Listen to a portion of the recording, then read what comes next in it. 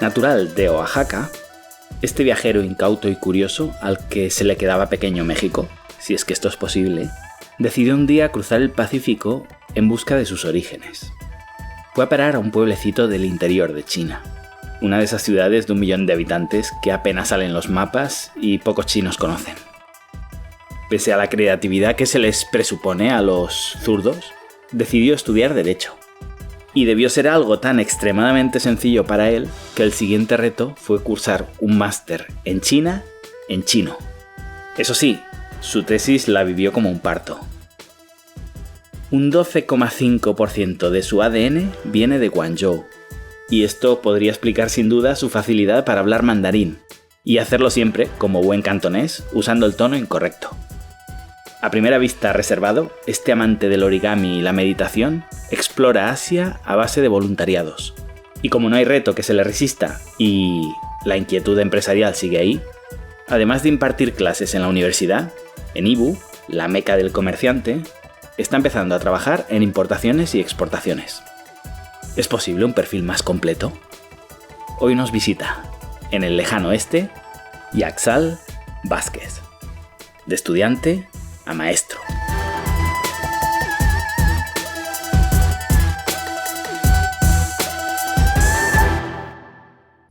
Máster en China en chino. Así es. ¿Cómo se hace eso? Con mucha paciencia. ¿Pero tú ya sabías chino antes de venir a China? No, yo, mi historia está que en México vengo de una cuestión de personal, de que yo no estaba satisfecho con lo que estaba haciendo con mi carrera profesional. Yo originalmente estudié Derecho en México. Una vez estaba yo viendo, me acuerdo muy bien, porque es muy vívida la imagen. Dicen de que luego la memoria hace trampas. Pero me acuerdo muy bien y me acuerdo del programa. Fue un programa de National Geographic sobre las ruinas de Tulou. Las ruinas de Tulou están ubicadas en la provincia de Fujian. Son unas construcciones circulares que les llaman los castillos chinos. Entonces yo estaba hablando con mi padre. ¿No sería bueno de que yo me fuera a China? Y mi padre me dijo, pues no estás haciendo nada con tu vida, vete. Y tomé un curso básico de chino en la ciudad de Puebla, porque ahí vivía y ahí trabajaba. Pero ese curso fue muy poco, o sea, nada más para recordar lo que era ni hao, xie xie, que es hola y gracias. Bueno, después solicité la beca del gobierno chino. Y por 6 meses, literal, no tuve ni una respuesta y tampoco yo busqué respuesta. Yo ya me había olvidado por completo de esa opción. Y yo iba a firmar contrato de un nuevo trabajo el 5 de julio del 2011. Y como cosas mágicas del universo, el 4 de julio del 2011, a las 5 de la tarde me llega una notificación de la embajada china de que, bueno, fui seleccionado para cursar chino mandarín por 1 año. La historia está de que cuando terminé el año de chino mandarín, no me consideraba lo suficientemente hábil como para decir ya hablo chino. El chino es un idioma de que muchos dicen de que cuando lo aprendes estás aprendiendo 3 idiomas a la vez. Porque aprendes a escribir, aprendes a leer y aprendes a hablarlo. Para mí lo más fuerte, y hoy en día sigue siendo lo más fuerte, es hablarlo por la cuestión de los tonos. 1 año se hicieron 2 años. Y después de los 2 años me dije, tampoco me considero lo suficientemente hábil. Y me metí al máster en chino pensando de que yo iba, al esforzarme un poco más, iba a adquirir más habilidades. Terminando el máster, 6 meses antes, cuando yo estaba escribiendo la tesis en chino, muchos se sentirían orgullosos de decir, yo terminé una tesis en chino. Pero realmente para mí fue un alivio terminarlo, ni siquiera lo siento como un... A ver, sí me siento orgulloso, pero es más como un alivio porque viví una constante crisis existencial de que cuando yo escribía mi tesis, mi asesora de la tesis misma decía de que yo escribía el documento en un chino muy coloquial, en un chino muy de calle, me acuerdo el término de cómo me lo decía. Es muy complicado hacer una tesis en idioma chino. Sí, es bastante. ¿Cómo es la universidad en China?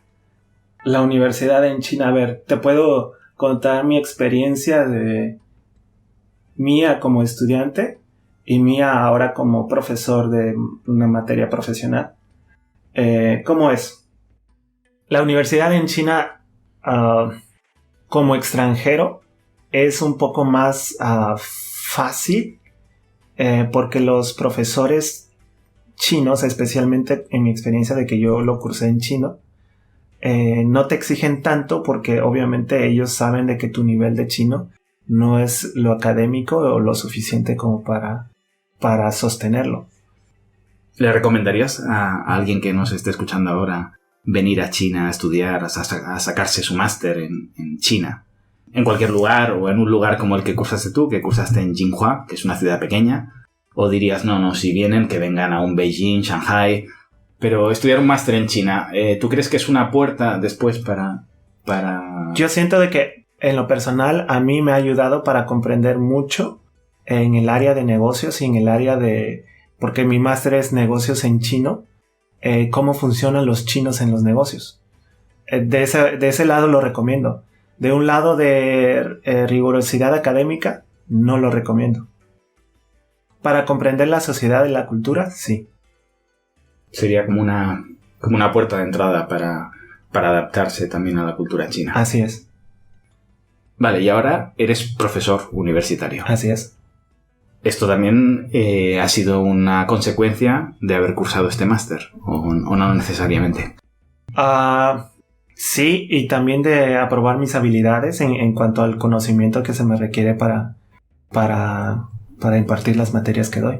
Tenemos muchos profesores extranjeros, sobre todo de inglés o de español en menor cantidad, pero tenemos muy pocos profesores universitarios. Existen, obviamente, pero es enseñar, digamos, materias de un grado universitario. Uh-huh. ¿Cómo es esto? ¿Cómo son los estudiantes? Porque habitualmente cuando hablamos con profesores te cuentan cómo son los niños chinos, pero ¿cómo son los estudiantes ya?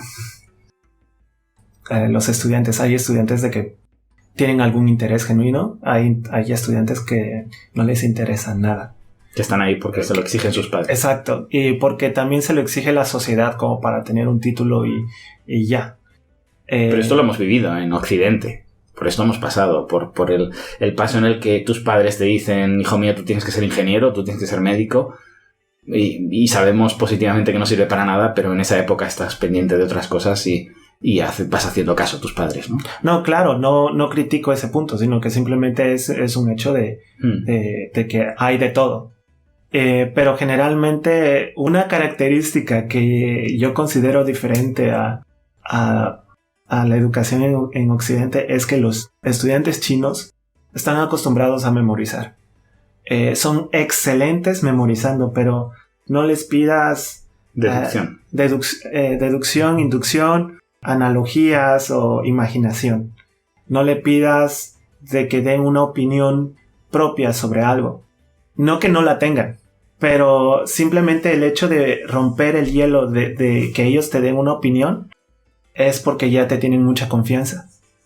Una cosa, y no quiero defender la educación en China porque no considero que sea la correcta, por justamente esto que dices, que quizás se vulnera la creatividad y se focaliza en la memorización. Pero es curioso, he entendido lo mala que es la educación en Occidente después de ver lo mala que es la educación en China y que estos chinos cuando van a Occidente arrasan. Porque están tan entrenados, como dices, en memorización, que cuando en Occidente les dan clases y les dicen esto es lo que entra para un examen, están muy bien capacitados para recordarlo y vomitarlo en el examen sin que necesariamente lo hayan entendido.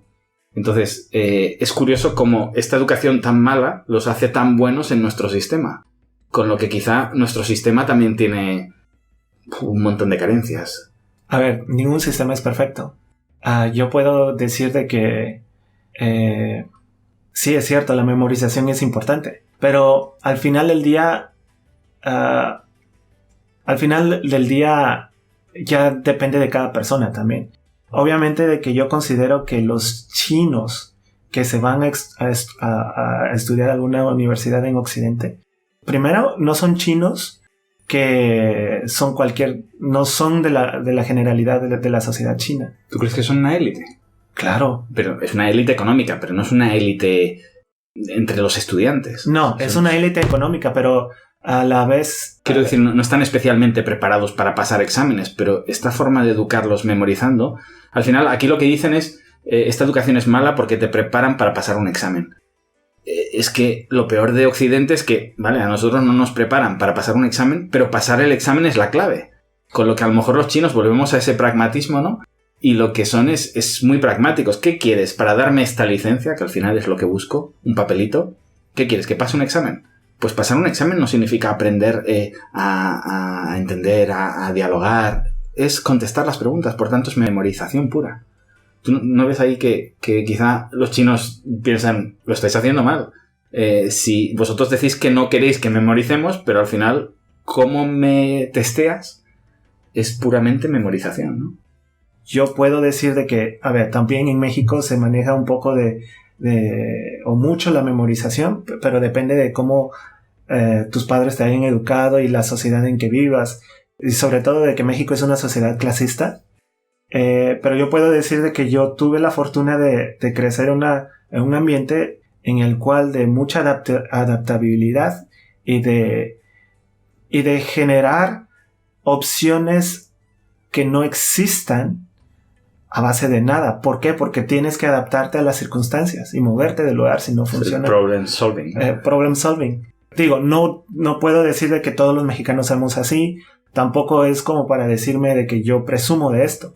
Pero es interesante esto que comentas. De todas maneras, volviendo al tema que te comentaba, ¿por qué alguien que solo está entrenado en memorización puede pasar exámenes en culturas donde no nos entrenan en memorización, por ejemplo? ¿Por qué no se hace en Europa una prueba en grupo? Una prueba de solución en grupo. Esto, por ejemplo, sería algo en lo que los chinos sufrirían mucho. Exacto. Son una, pese a lo que siempre repetimos del comunismo, son probablemente uno de los países más individualistas que existe y les cuesta muchísimo trabajar en grupo. Entonces, a mí me parece que si entrenamos en Occidente a hacer cosas en grupo, pero luego nos examinamos individualmente, lo estamos haciendo mal. Y quizá esa sería la manera de conseguir diferenciarnos de nuestra educación de la de los chinos, ¿no? Y también que los chinos vieran sus puntos débiles y decir, mira, por aquí podéis mejorar. A mí me toca mucho de que cuando los pongo a trabajar en equipo, si yo decido por ellos con quién trabajar, no funcionan, no hacen nada. Cuando yo les digo de que escojan a sus amigos para trabajar en equipo, yo sé que máximo 2 o 3 personas van a hacer los trabajos y los demás son un saco de papas. Pero existe la cuestión de que cuando les doy reglas muy definidas a qué seguir, a qué hacer, van a hacer el trabajo. Pero si les dejo a su libre albedrío hacer una opinión o háganme un trabajo a razón de lo que ustedes creen, no funciona. Esto es algo que yo solo explico a mis clientes. De hecho, tengo un documento para explicarles este concepto. Yo los llamo, con todo el respeto, pero digo que los chinos son cuantificables. Esto que nos enseñaban de pequeños cuando aprendías inglés del how much y el how many. Los chinos son how many y nosotros somos how much. Entonces, tú no le puedes decir a un chino, consígueme unos precios de vasos. No, tú le tienes que decir, consígueme 3 precios de vasos. Es. Porque unos precios es un incontable que se cuelgan y tienes que reiniciarlos. O me tienes que entregar esto en los próximos días. Así es. No te lo va a entregar nunca. Nunca. Tienes que decir, me lo tienes que entregar pasado mañana. Esto que has dicho tú ahora de, si les doy yo los topics, si les doy las instrucciones, lo cumplen. Sí. Porque con una guía son capaces, son máquinas, son perfectos. Así es. Pero quitas la guía. No, es un caos total, en mi primer año de ser profesor, creo que el primer mes me di cuenta de que eso no funcionaba. Y obviamente que te tienes que adaptar, porque tienes tú que ver el feedback de ellos también. A mí me ha funcionado mucho de que yo les doy cuestiones muy definidas. En este último semestre que acaba de pasar, ahora existe lo de moda de que China se está abriendo al mundo por lo de las cuestiones de las importaciones.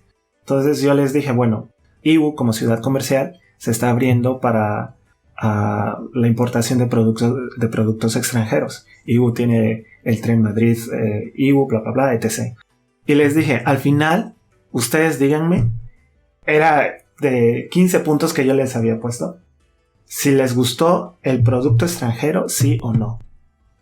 No funcionó ese último punto, porque ya era una opinión muy, claro, muy personal. Exacto. Yo a veces les pregunto a mis empleados, después de que se haya ido un cliente de un viaje en China, les digo, ¿qué tal? ¿Cómo fue todo un cliente? Bien. Les digo, ¿está contento?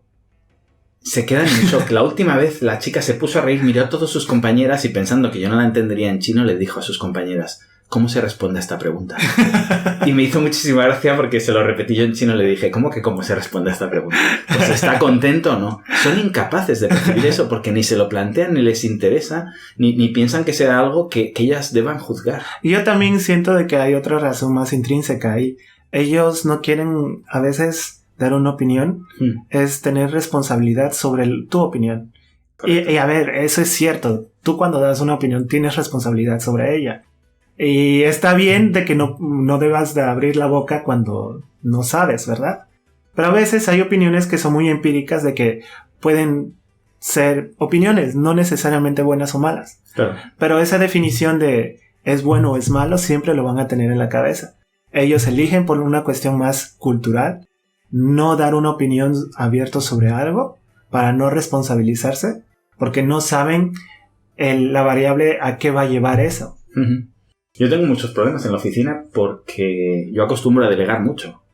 Y entonces, como veo que todo el mundo está ocupado y yo suelo pedir, estoy en proyectos que son, digamos, laterales, no es el trabajo fijo de la oficina, entonces llego a alguno de mis empleados y les digo, necesito una traducción de este documento, de este informe, o necesito que llames a la oficina del gobierno a preguntar estos datos, etc.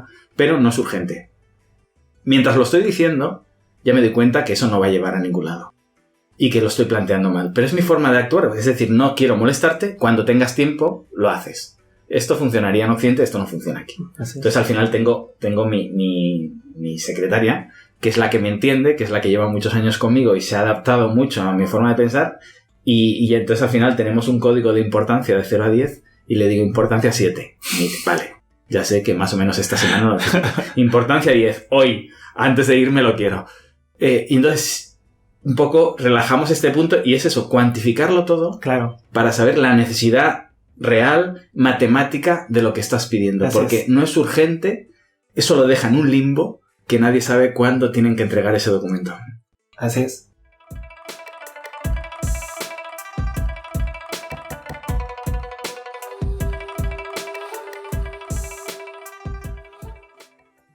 Jaxal, cambiaste Jinhua por Yiwu. Algo interesante para mí, porque los dos hemos vivido en ambas ciudades, pero yo hice el camino contrario. Habrá sido complicadísimo. Me contabas antes sobre la gente, sobre lo difícil que es todo, ¿no? Ciudades tan cercanas, pero tan diferentes entre ellas. ¿Cómo es el trato con la gente? ¿Cómo es? ¿Echas de menos a la gente en Jinhua? ¿Era mejor la gente en Jinhua? Empezando de que tanto la gente china como extranjera en Jinhua es más humana. No sé si eso se pudiera definir de una forma más tangible. Quizá también es más transparente y más honesta porque no tienen que venderte nada. Exactamente, o tampoco tienen que pretender nada. Y tampoco tú tienes que pretender nada. Me pasó algo muy curioso que se me hizo súper gracioso. Tengo una amiga alemana que trabaja en Beijing. Me invitó a una celebración de Navidad y se me hizo muy gracioso porque cuando yo me presenté con sus amigos hubo varias personas así de hola, ¿qué tal? Mucho gusto, ¿cómo te llamas? Me llamo Jaxal. Ah, ¿y a qué te dedicas? Ah, no, pues yo soy profesor de una universidad en la ciudad de Yiwu. Se me quedaron mirando 2 segundos, se voltearon y se fueron. En otra interpretación yo tal vez lo sentiría como que qué grosería. Pero a la vez lo siento como que... Los entiendo. Los entiendo, es más efectivo, es así de ¿para qué perder tiempo contigo si no hay ningún interés contigo? Así de realmente, ¿no? Entonces, o sea, no me interesas, no vas a cumplir mis expectativas, o sea, chao, bye, adiós. Y aquí en Yiwu es un poco visceral el asunto, o sea, Entonces... Somos todos hombres de negocios y venimos y hay un objetivo claro. Claro. Y si no puedo sacar algo de ti, Exacto. me largo. Exacto. Pero ¿no crees que de alguna manera es más sincero? O sea, yo suelo decir que de hecho lo hablé en un episodio anterior, que cuando decían es que la religión de los chinos es el dinero. Yo decía, bueno, pero es la religión más transparente que existe. Porque sabes exactamente lo que quieren de ti y sabes si lo vas a poder ofrecer y van a ver enseguida si eres interesante para ellos, por tanto van a dejar de hablarte enseguida y si tú eres así también, vas a saber si puedes obtener algo de esa persona y es una relación la relación de negocios de profitability. Es muy pragmático, es lo bien cierto, pero obviamente de que, a ver, aquí se viene para hacer negocios y para trabajar. Hay que tener un objetivo bien claro en eso. Pero para tener relaciones humanas estrechas es muy difícil. No es que no sea posible. Es muy difícil. Es muy difícil. O sea, no discuto la cuestión de la practicidad del pensamiento, sino que simplemente a veces esa carencia de sensibilidad, a veces uno lo piensa como no es tan importante o no es tan necesario. Pero a veces lo necesitas. Sí. ¿No? O sea, yo los años que he estado viviendo aquí, sí que he notado un cansancio psicológico de, pese a esta sinceridad, que yo la valoro, sí que es cierto que necesitaba el calor humano y acababa agotado de conversaciones monetarias, ya no económicas continuamente, eran monetarias. Me he comprado esto que vale tanto, mira esto que vale tanto, ¿cuánto vale eso que tienes tú? Y eso me agotaba psicológicamente de decir, a ver, puede haber más conversaciones que la puramente, ya como digo, ya no económica, sino incluso llevado al extremo, ¿no? Es precios sobre todo. Uh-huh. Y me costaba realmente tener amigos, el Europa and yo, que es eso, ¿no? Amigos de carne y vino, ¿no? Que dicen los chinos, que es amigos con los que quedas, haces las preguntas de siempre, nunca llegas a ningún tema profundo, jamás les explicarías un problema personal, jamás te explican algo que, digamos, que no le expliquen a 100 personas más, o sea, claro. Te quedas en la piel siempre, nunca profundizas con nadie. Y eso a veces sí que es verdad que es un poco agotador. Sí, y desde un punto de vista de que, bueno, si uno está claro a lo que estás, o sea, está bien, pero no vas también hay que entender de que no vas a conseguirlo todo. Una vez me preguntaron en una reunión, yo antes colaboraba con el Departamento de Asuntos Exteriores de aquí de IBU, y me preguntaron cuál es la mayor ventaja de IBU. Y les dije que la ciudad está diseñada por empresarios. Es decir, los políticos de IBU son originariamente empresarios. Entonces es muy interesante esa fusión que no se da en otras ciudades de China, porque ves que son políticos y al final los políticos tienen sus incentivos para hacer una serie de cosas, pero cuando vienen desde la vertiente empresarial, pues hacen cosas interesantes como el mercado de IBU, ¿no? Algo que ha surgido aquí en medio de la nada, en una ciudad sin puerto y que es alucinante, ¿no? Claro. Y eso es la parte positiva. Y cuando me dijeron qué es lo peor de IBU para ti, dije que los políticos son empresarios. Y claro, es una ciudad hecha por y para el dinero. Sí. Y eso le quita el alma a la ciudad, ¿no? Porque ellos me preguntaban en este departamento de asuntos exteriores, siempre estaban muy preocupados de por qué los extranjeros vienen aquí a hacer dinero, pero no vienen aquí a construir una vida. Y yo les decía, es lo que habéis construido, es lo que habéis creado. Pero tampoco existen los incentivos como para que uno decida y elija quedarse tampoco. O sea, y eso es ya desde de un plan más nacional. O sea, simplemente con el hecho de que cada año son más restrictivos en el asunto de visas, los permisos, cuánta inversión puedes hacer para invertir o tener tu empresa. Pero ¿no crees que un poco lo que están haciendo también es limpiando? Porque lo que ven es que tienen muchísimos extranjeros, pero si estos no se quedan, quizás es que no estamos seleccionando bien al extranjero que queremos. O sea, si hablas de una selección, entonces hablarías también de una búsqueda del país de personas con talentos y habilidades. Pero, a ver, carezco del conocimiento como para decir esto es o esto no es. Pero simplemente es como, bueno, si los extranjeros no eligen vivir aquí, es también por las políticas implementadas. Simple.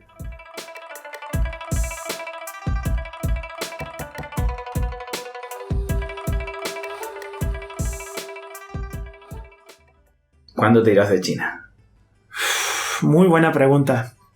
A ver, el propósito en el cual yo aún permanezco en China es que sigo en un constante aprendizaje. Siento de que aún no me considero lo suficientemente... Tal y como vas, ya te digo que no te vas a ir nunca. A ver, yo tengo consciente de que China o siempre mi vida profesional va a estar conectado con China. Y ya después de tantos años invertidos, ya llevo 7. Sí, pero si me dices que no te vas porque estás en un aprendizaje, no te vas a ir nunca. Yo llevo 13 y el aprendizaje está empezando. Así que, imagínate, ¿cuándo te vas tú de China? Así yo que... no veo la fecha. Sé que es una pregunta trampa porque yo no sería capaz de contestarla. ¿Ves? Pero vas a hacer un voluntariado en Vietnam. Cuéntanos esto. Así es. A ver, te lo cuento en corto porque luego me gusta hablar mucho. Yo generalmente cada año tengo vacaciones en lo que es Año Nuevo Chino. Generalmente mis vacaciones siempre han sido de un mes. Y a partir de hace 2 años he elegido ser voluntariado no por una cuestión de caridad, sino por una cuestión de conocer y entender otras cosas. Hay varios tipos de turismo. Hay turismo de lujo, de relajación, hay turismo de mochilero y hay turismo de ser voluntario en algo, ya sea una empresa, ya sea una comunidad o una ONG. Esta vez voy a un voluntariado a Vietnam, en Ho Chi Minh, Saigon. Me encanta Ho Chi Minh. Me fascina a mí también Ho Chi Minh. Ya estuve el año pasado. Voy con una empresa de logística de alimentos. Y bueno, prácticamente quiero conocer cómo... Porque para mí, a ver, y esta es tal vez una observación y un juicio muy mal hecho. A veces los vietnamitas se me hacen muy similares a los chinos. Mi objetivo principal es entender cuál es la diferencia con China. Una de mis ciudades favoritas del mundo sería Ho Chi Minh y otra sería Phnom Penh, que creo que hiciste el voluntariado el año pasado. Sí, hice voluntariado en Camboya. Impresionante. Y la gente de Camboya a mí me fascina por el simplemente hecho de que son gente de que han sufrido de todo. Han sufrido genocidio, hambrunas, desapariciones forzadas. Esa sonrisa con la que te dicen hola. Y sobre todo esas ganas de no querer caridad, de querer trabajar, de hacerse valer por su trabajo. Y en eso también, ahora que vas a ir a Ho Chi Minh, en eso que decías, que quizá también es muy similar entre vietnamitas y chinos, es esa sensación de que no tengo miedo a nada. Vamos a crecer y a crecer y a ser brutales. A veces vienes un poco con esa... Yo intento eliminar esa capa de supuesta superioridad, porque es supuesta, pero sí que es cierto que a veces hay chinos que te miran como mirando hacia arriba, como diciendo, ustedes los occidentales, ¿no? Pero me apasiona ese punto de Vietnam. Lo vivo todos los días en China, pero en Vietnam quizá porque está menos desarrollado que China, me encanta ver que con sus medios, un poco lo que has dicho también de Camboya, ¿no? No le ven límites a su potencial. Eso, cuando los ves trabajando, los ves creando, los ves explicándote una idea de negocios, dices, es imposible que te vaya mal con esa pasión que le pones a todo lo que haces. Así es. Y por eso mismo, a ver, esa es parte de por qué elijo hacer un voluntariado. Claro. A ver, no es una cuestión muy cómoda, o sea, también. No es una cuestión de relajación. No, eso imagino. Cuando has hablado de diferentes tipos de turismo, quizá este es el que menos sirve para descansar después de un año de trabajo, ¿no? Así es seguir en la ola, ¿no? Tú aparte haces negocios también en China. Así es, a veces. ¿Qué haces? ¿Nos puedes explicar un poquito? Básicamente hago proyectos de importación a México. Yo trabajo con una socia mexicana, obviamente. A veces tenemos clientes de que obviamente nos piden hacer las compras. Yo hago las compras y ella las importa. Es una situación muy, muy pequeña por la cuestión de los tiempos también, ¿no?